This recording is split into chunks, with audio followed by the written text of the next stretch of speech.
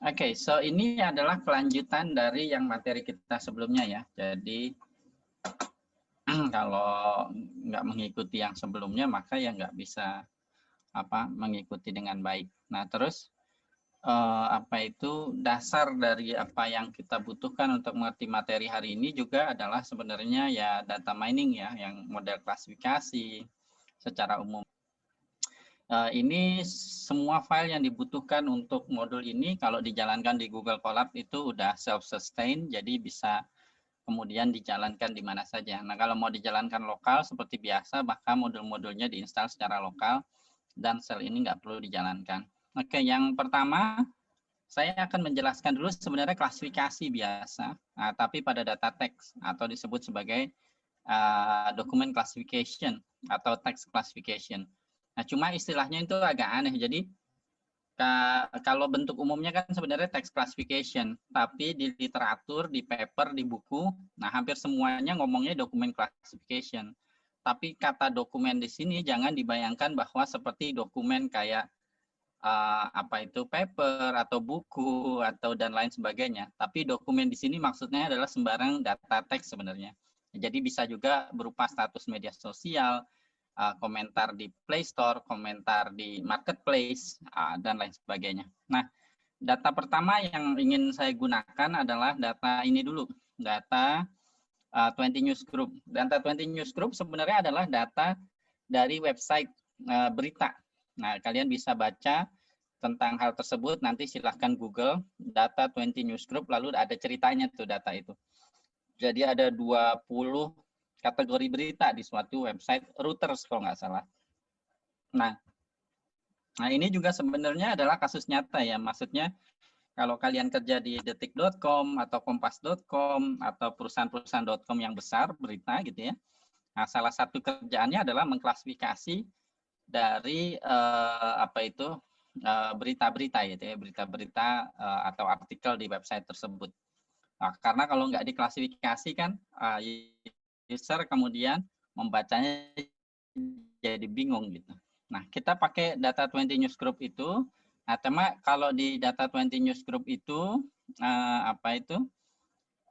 kita tidak perlu pakai 20 kategori. Nah, ini karena untuk belajar saya ambil aja 3 kategori, yaitu medicine, politik, sama otomotif. Nah, lalu di remove header footer-nya, quotes-nya di remove. Nah, kita ambil kontennya aja. Nah, ini saya sengaja pakai modul pickle karena gini.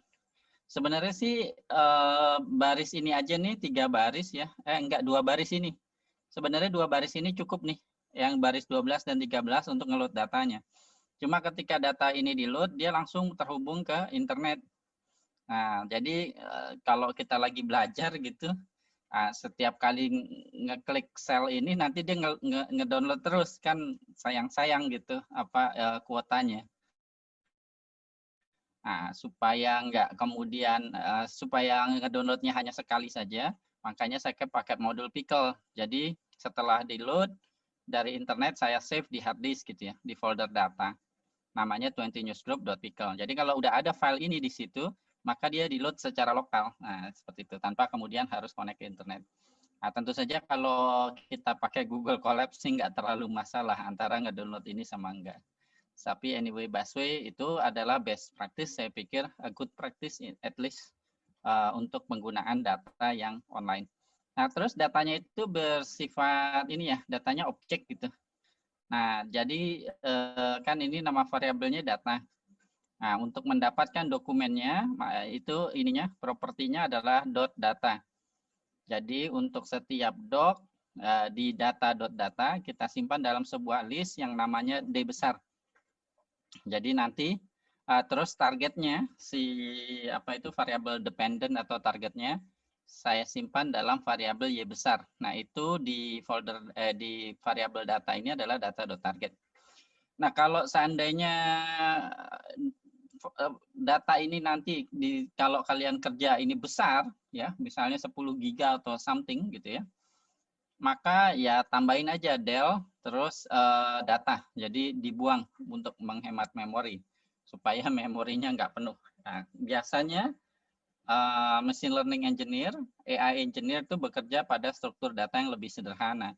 Nah, karena ini adalah apa itu objek kelas yang memuat banyak properties dan atribut yang mungkin kita nggak pakai. Nah, ini biasanya kita pakai struktur data, entah list, array, atau tuple. Biasanya itu yang preferable. Nah, kebanyakan modul juga supportnya struktur datanya itu. Nah, kalau kita mau lihat misalnya Y-nya, variabel targetnya, karena tadi kita pilih cuma 3 ya, maka di sini nilainya hanya 012. Atau kalau mau ngelihat semua kemungkinan dari Y-nya kan kita bisa pakai variabel set ya. Kalau di Python seperti ini. Nah, dapat setnya itu adalah 012. Nah, begitu pula juga dengan dokumennya D gitu ya, kumpulan dokumennya udah saya jadikan list, maka kita bisa panggil lewat indeks kayak D0 seperti ini. Nah, dia isinya seperti ini. Nah, itu ya. Nah, setelah itu, nah kemarin kita udah ngebahas ya tentang text preprocessing gitu ya. Nah, itu saya pakai aja ya. Nah, ini datanya bahasa Inggris. Saya jadikan text preprocessing-nya dalam sebuah fungsi kayak gini ya.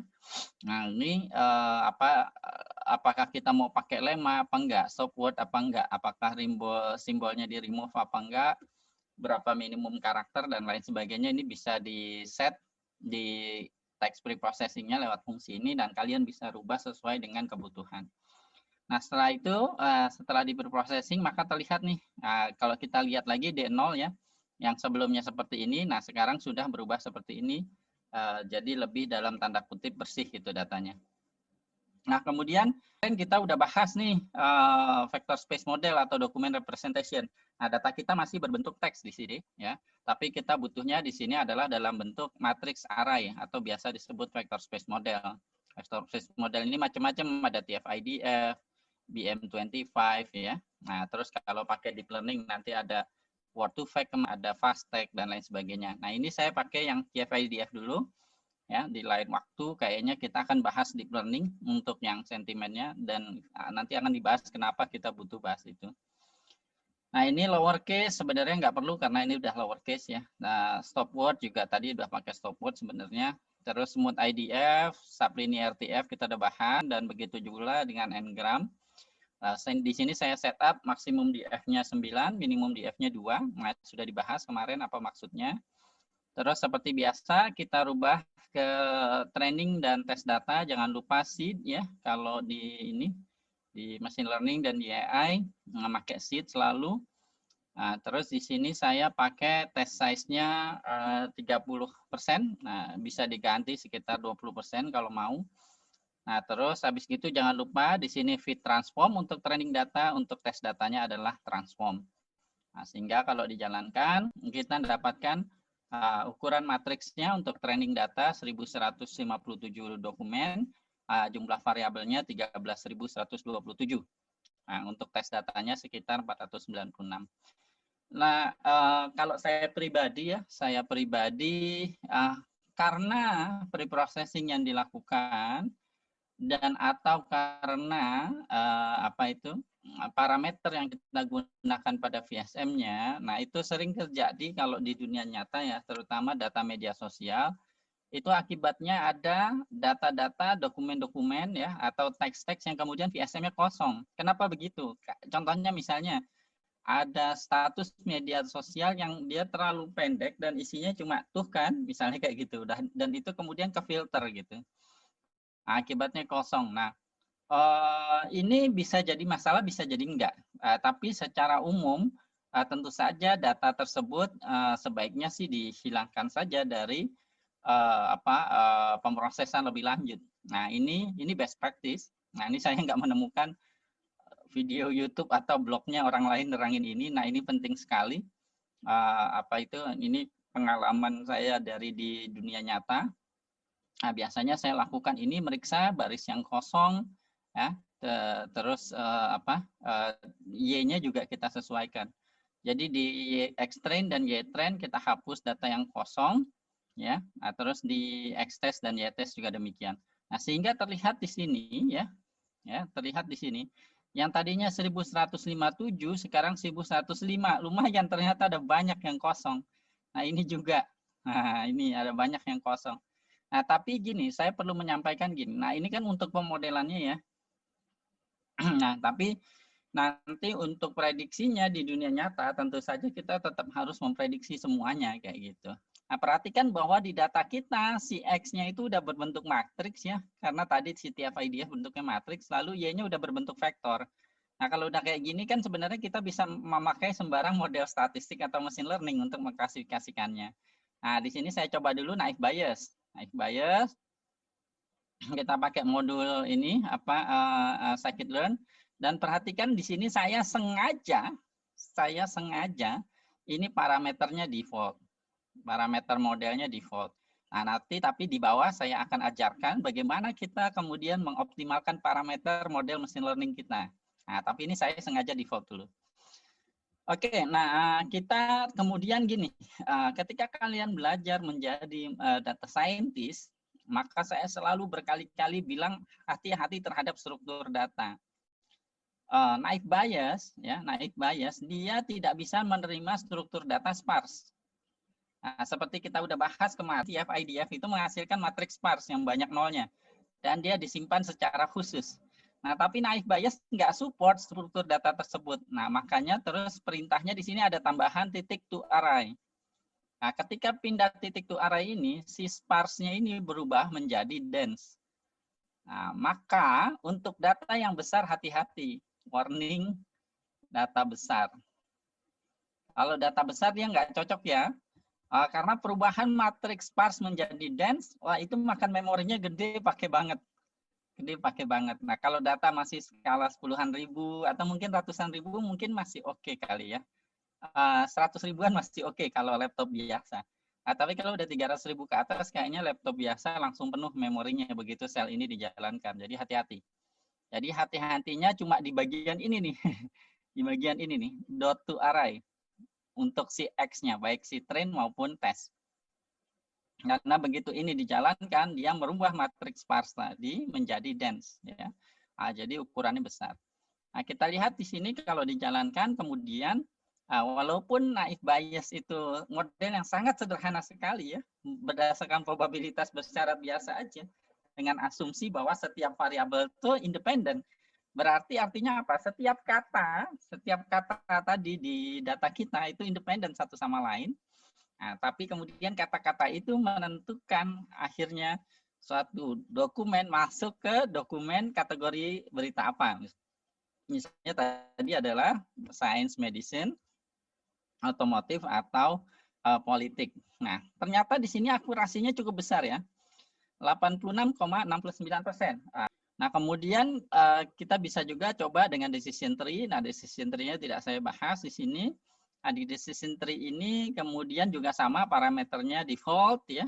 Nah, itu ternyata di sini decision tree-nya lebih rendah akurasinya, 75,8%, lumayan tapi bagus juga.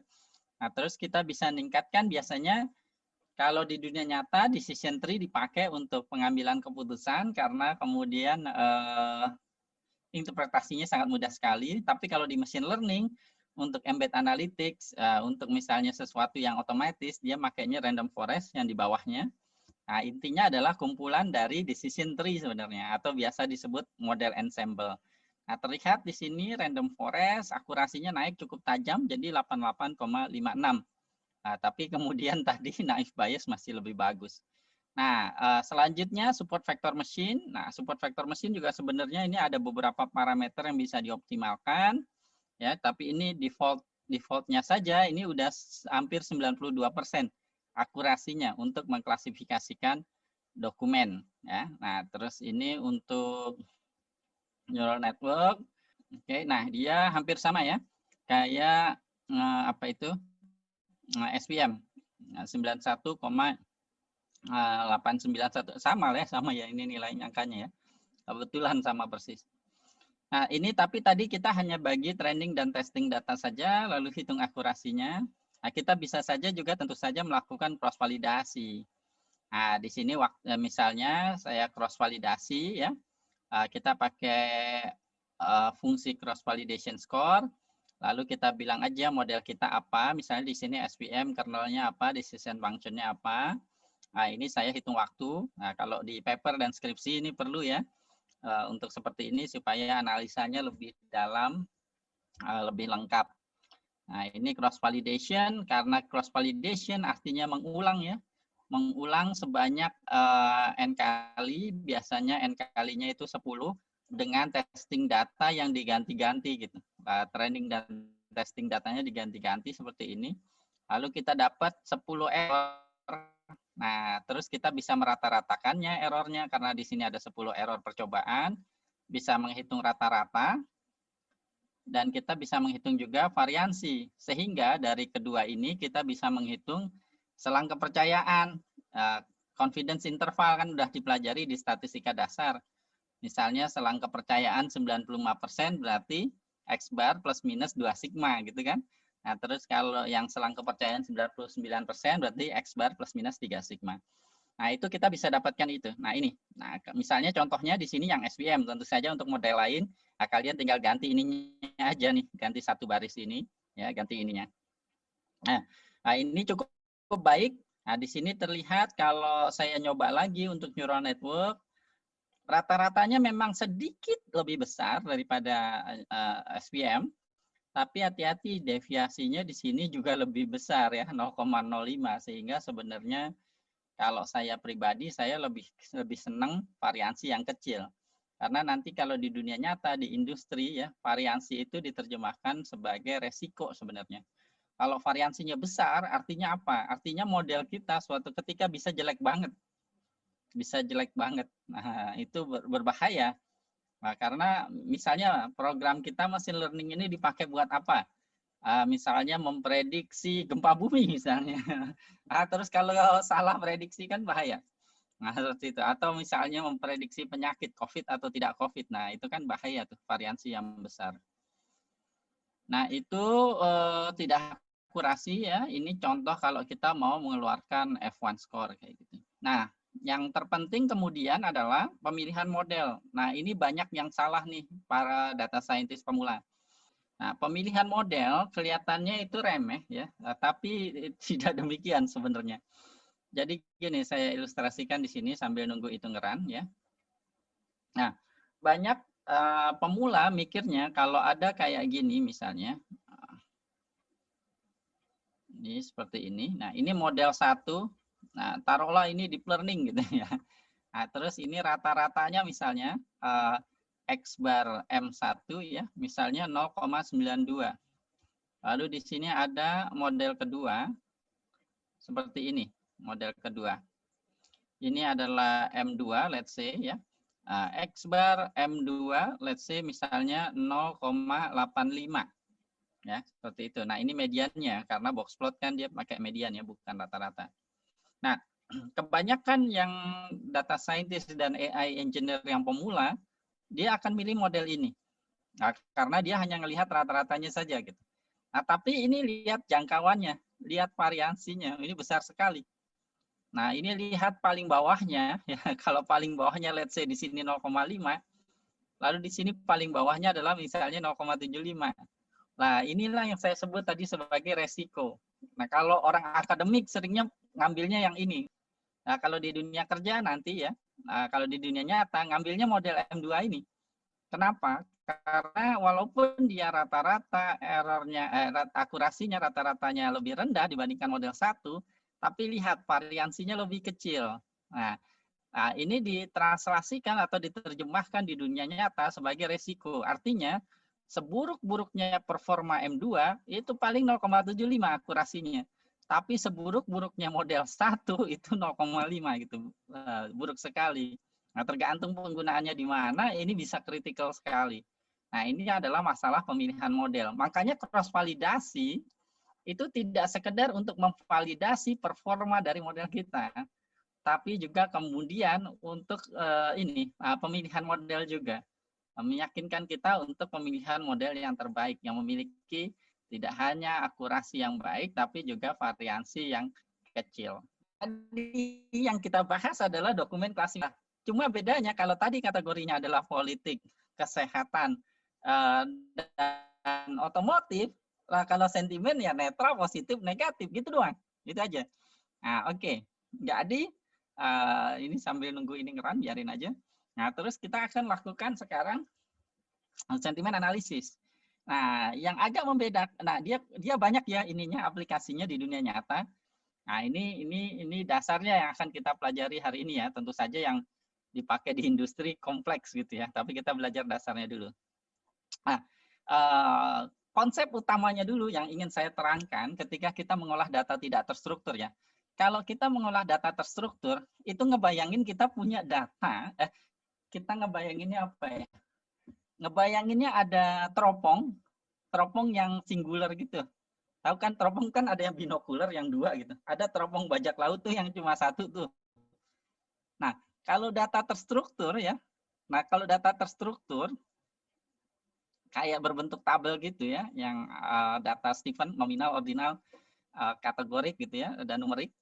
Nah, itu ibaratnya kita kayak punya satu perspektif terhadap data. Tapi kalau kita bicara data tidak terstruktur, kayak teks, image, video, suara, dan lain sebagainya, maka kita punya banyak perspektif. Gitu. Jadi kita perspektifnya tidak hanya satu sisi. Apa maksud saya ketika saya mengatakan hal tersebut?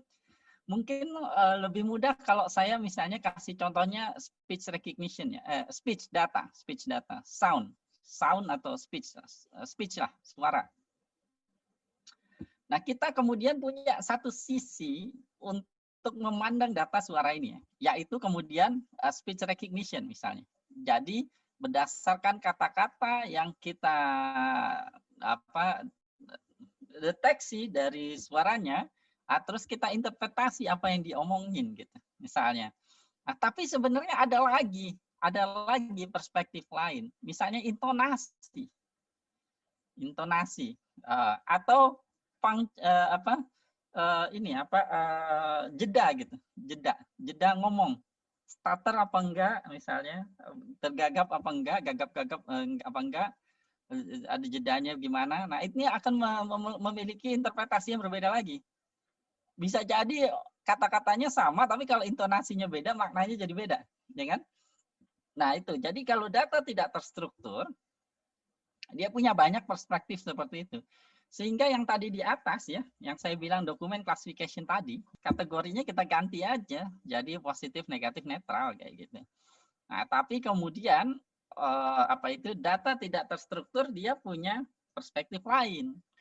Nah, kalau kita memandangnya dari segi emosi, ya, sentimen analisis, sentimennya, maka berarti kita bisa menggunakan ilmu bahasa NLP, pemrosesan bahasa alami, untuk kemudian membantu kita untuk mengkategorikan apakah sentimen itu positif, negatif, atau netral. Nah, jadi secara umum sebenarnya ada banyak nih, ada banyak pendekatan yang bisa dilakukan, machine learning approach atau kemudian lexicon based approach. Lexicon based approach itu maksudnya apa? Lexicon adalah kumpulan kata-kata yang kemudian memiliki makna tertentu, ya. Jadi misalnya jelek, maknyus, terus mantap, sadis, dan lain sebagainya, itu leksikon.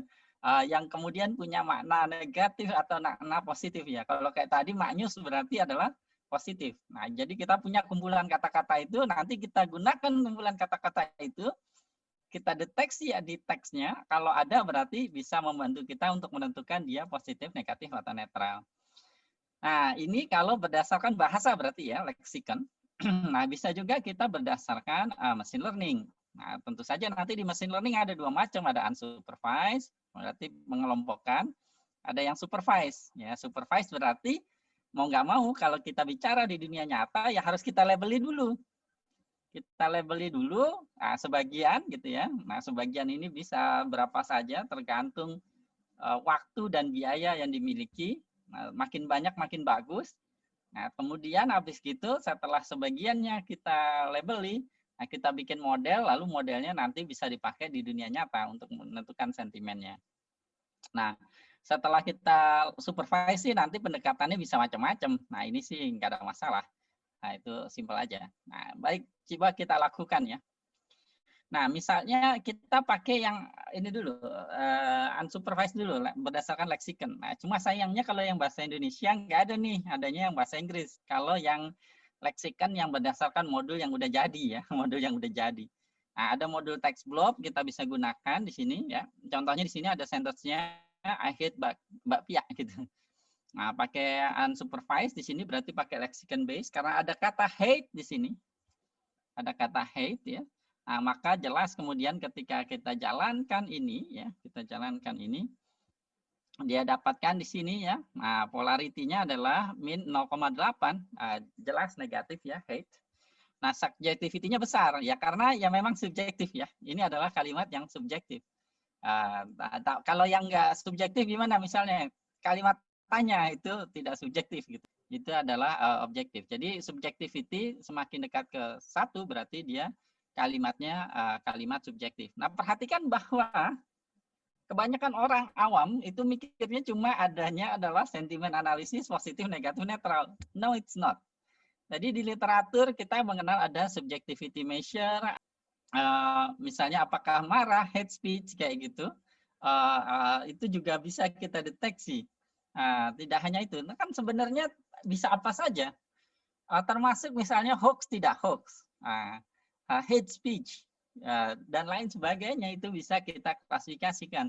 Tergantung kemudian di datanya kita melabelinya seperti apa. Makanya kemudian di AI ada juga biasnya.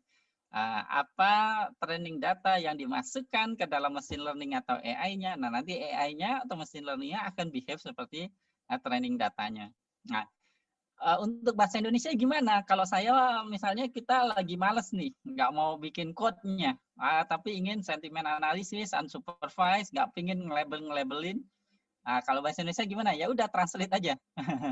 Di modul text block itu ada fungsi translate. Nah, dia translate-nya bagus ya pakai Google Translate sehingga dia nggak peduli asalnya bahasa apa. Nah, di sini contohnya misalnya saya benci bakpia, saya translate ke bahasa Inggris misalnya di sini. Nah, terus kalau saya simpan variabelnya ke dalam K ya. Kalau kita jalankan di situ ya, maka si K tipenya adalah tipe text block ya. Nah, di sini kemudian saya benci bakpia, nah, terus kemudian translasinya jadi I hate bakpia. Bagus ya, translasinya bagus. Nah, terus kalau kita cari sentimen analisisnya ya sudah dapat. Nah, dapat bahwa sentimen analisis sama seperti yang di atas. Jadi itu bisa dilakukan. Ada sebuah paper. Nah, menariknya paper ini ditulis oleh ilmuwan orang Belanda, bukan Indonesia. Si ahli NLP Belanda ini kemudian papernya ada di salah satu status Facebook saya, tapi udah lama banget. Dia meneliti berapa akurasi dari sentimen analisis kalau seandainya dilakukan dengan cara unsupervised dan menggunakan automatic translation. Ternyata itu di atas 75%. Jadi ternyata cara yang sederhana banget sekali ini, nah itu cukup akurat ya untuk kemudian aplikasi umum. Nah, saya juga ingin menerangkan bahwa untuk masalah seperti ini, sentimen analisis, lalu ada lagi nanti kalau model rekomendasi, itu jangan harap kayak seperti computer vision ya, image recognition yang biasanya akurasinya di atas 90%. Nah, itu sudah biasa kalau di sini itu 60-70% itu udah lumayan. Jadi di atas 70% lah itu biasanya sudah useful modelnya. Kalau misalnya ada sih nanti data-data sentimen analisis kita temukan di internet yang dia misalnya di atas 90%, tapi biasanya itu cherry pick. Cherry pick itu artinya ya kebetulan datanya tuh yang mudah gitu, yang sentimennya tuh mudah. Tapi bukan kemudian sembarang data secara umum. Nanti di bawah ada contohnya. Saya sengaja kasih data yang kemudian menantang. Nah, tadi proses tadi dengan data Indonesia lalu ditranslate lalu terjemahkan itu bisa tentu saja kita buat dalam sebuah fungsi sehingga lebih mudah untuk penggunaannya dalam sehari-hari. Nah, kalau kita buat fungsi seperti ini contohnya ya. Nah, maka sembarang bahasa Indonesia kayak gini, makan bakpia pakai kecap enak, kita cari, nah itu positif dan subjektif tentu saja. Nah, itu bisa dilakukan. Jadi sentimen analisis bisa mudah sekali dengan cara seperti itu. Pada kondisi nyatanya kita juga kadang-kadang kepingin itunya ya, probability-nya gitu. Nah, sehingga kita bisa bangun model naive bias-nya ya seperti ini. Nah, itu juga bisa. Nah, untuk dilakukan sehingga kita punya Kalau klasifikasi dia positif atau negatif, kita tahu seberapa yakin dia positif atau negatif, sehingga dapat probability-nya. Nah, kalau kita mau unsupervised ya, unsupervised, kita kumpulin, leksikan semua bahasa Indonesia yang enak-enak gitu, yang positif, maknyus, terus apa lagi ya, gurih atau apalah, sedap, bagus, keren, nikmat, harum, dan semua kata positif lainnya, baik, keren, awesome, apalagi ya, itu bisa juga.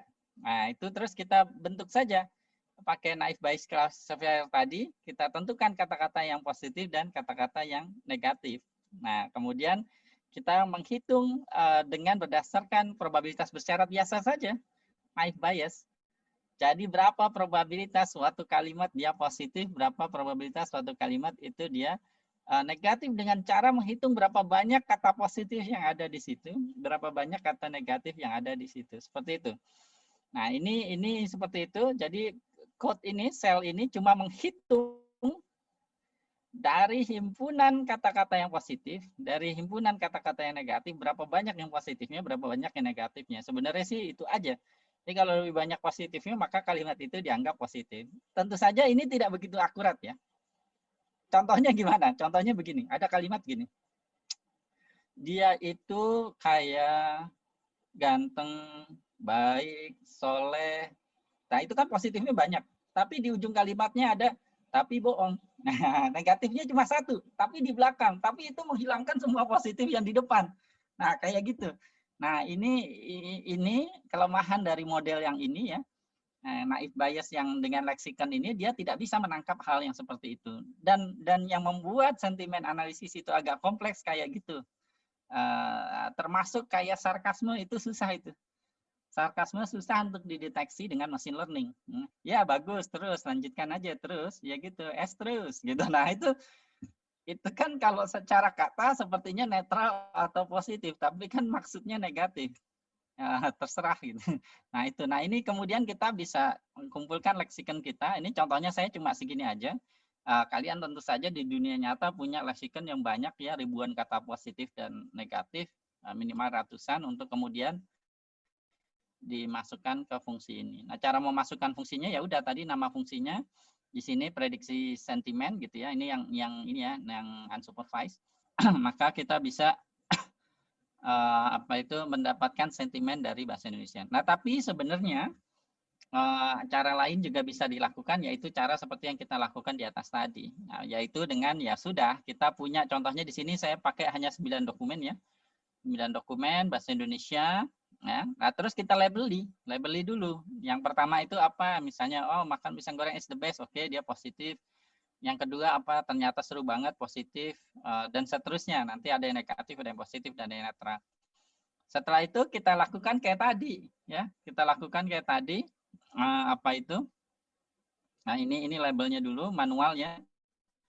Manual. Setelah itu kita bisa prediksi. Jadi kita bentuk dulu VSM-nya. Nah, baru kita lakukan prediksi. Nah, karena datanya contoh cuma 9 ya, saya nggak bagi training dan testing. Nah, tapi nanti di kehidupan nyatanya kalian di training dan testing. Dan di sini akurasinya 1 ya, karena memang ya jadi 1. Tapi ya ini bagaimana itu dilakukan, yang pada prinsipnya sama kayak di atas. Kemudian saya lanjutkan dengan sentimen analisis bahasa Indonesia yang yang lebih kompleks di sini. Nah ini data saya ambil dari internet. Oh sumbernya kok saya lupa nulis ya. Nah ini dia ada 10.806 tweet bahasa Indonesia sudah dilabeli positif, negatif, netral. Nah di sini kemudian kita pre-processing dulu sama kayak tadi ya. Terus habis gitu kita training dan testing kita kita pisahkan sama kayak tadi. Di sini misalnya testingnya 20% ya, 2.100 tweet. Nah, trainingnya dari 8.600 tweet. Terus habis itu kita jadikan VSM sama kayak tadi ya. Nah, ini ada 8.600 baris, sekarang jumlah variabelnya 20 ribuan. Nah, kemudian saya tidak menerangkan lagi ya itunya apa model klasifikasinya, kalian bisa baca di sini di Tahu Data saya sudah buat modulnya, ada quote-nya juga, ada videonya di sana, silahkan pelajari. Nah, terus selebihnya sama persis. Ya udah, kita train, kita fit, lalu predik di tes data. Nah, ini menariknya kemudian, nah data di dunia nyata seperti ini. Nah, ini untuk yang K-nearest neighbor akurasinya kecil ya, 0,45. Lalu kita bisa lihat di sini confusion matrixnya. Nah, untuk model yang selanjutnya tadi SVM ya. Nah, SVM untuk yang ini dia meningkat sedikit 59%. Ini cuma saya ada yang kelewat nih. Nah, saya mau kasih lihat juga bahwa di paper aslinya memang dia akurasinya paling tinggi cuma 60%. Jadi dan nanti akan kita bahas kenapa seperti itu ya. Ini jadi SVM sekitar 59%, lalu pakai neural network 0,56%, tapi ini parameternya default. Nah, kemudian bagaimana kita mengoptimasi parameter model di machine learning? Nah, sebenarnya ada banyak cara. Yang paling terkenal tuh grid search, random search, sama Bayesian search. Nah, teman Bayesian search itu bukan di scikit-learn modulnya, tapi di scikit-optimize. Nah, untuk kesempatan kali ini karena kita hanya pakai yang scikit-learn, saya akan tunjukkan hanya 2, grid search sama random search. Nah, kemudian ya sudah di sini kita akan pakai ini, kita akan belajar pipelining di machine learning ya. Nah, itu kita pakai randomizer sama grid search. Nah, kalau kita pakai pipelining, randomizer sama grid search, maka kita kemudian balik lagi nih ke data teksnya dulu. Karena saya ingin optimalkan tidak hanya di modelnya, tapi juga kemudian di fitur engineering-nya. Nah, ini juga saya ingin mengajarkan sesuatu yang penting. Kebanyakan di buku-buku, di buku-buku akademis, di tutorial-tutorial di internet, itu ada sesuatu yang kurang tepat, yaitu menerangkan bahwa kalau kita punya data, kita pre-proses, terus dari sini kemudian kita pakai di berbagai model. Nah, ini kurang tepat. Ini tidak tepat. Yang benar bukan begini, ini salah ya. Yang benar begini, yang benar nih data, lalu preproses 1 dia model 1. Preproses 2 ini model 2. Preproses 3 model 3. Artinya apa? Artinya di machine learning, di statistik ya, preprocessing-nya bergantung modelnya. Nah, ini yang benar. Gitu. Pak Taufik salah nih, ngawur nih. Kebanyakan saya ngebacanya begini. Nah, saya tunjukkan, saya buktikan ya. Saya buktikan di sini sekaligus sekalian ngajarin tentang hal itu. Ini misalnya untuk TF-IDF factorizer-nya. Nah, ini saya contoh aja ya, hanya 5, 10, 15. Tapi dalam aslinya maka kalian punya jangkauan parameter yang lebih banyak ya. Ini juga maksimum DF-nya cuma 3. Nah, ini smooth IDF-nya kalian bisa ganti true false gitu ya. N-gramnya bisa dipilih 1, 1, 2, atau 1, 3. Nah, ini karena ini K-nearest neighbor, maka parameternya hanya sedikit ya. Jumlah neighbor atau di sini dekat, jauh dekat, ngaruh apa enggak, kayak gitu. Nah, ini kalau kita jalankan, hati-hati kalau ini dijalankan ini agak lama ya. Mungkin bisa 30 menit sampai 1 jam gitu. Silahkan. Nanti dicoba sendiri. Nah, itu nanti dia akan nyoba nih. Nah, jadi semua kombinasi dari parameter ini. Dia coba lalu cari mana yang paling optimal. Nah, kita sekalian cross validation di sini bisa. Di sini saya set cross validation-nya 5. Nanti ya kalian bisa ganti 10. Jadi 5 kali kombinasi ini. Nah, ini kan kombinatorik sebenarnya. Tinggal dikali aja jumlah kemungkinannya. Ya, 5 kali semua kemungkinan itu adalah dari 162 kandidat dari parameter, total 810 percobaan. Nah, tapi kita lakukannya nggak manual, otomatis. Lewat pipelining ini.